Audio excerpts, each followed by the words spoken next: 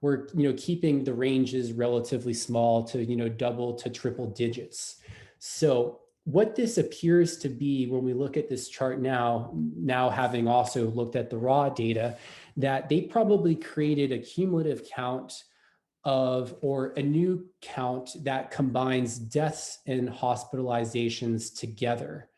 So let's do the same exact thing. So in our data frame that we've been using, which is daily specific, let's now create a new column, which we're going to call new hosp.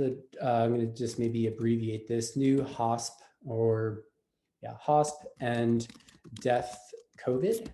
And we are going to say that this new column is going to be equal to daily specific of our, let's see, it was deaths new, so D new. And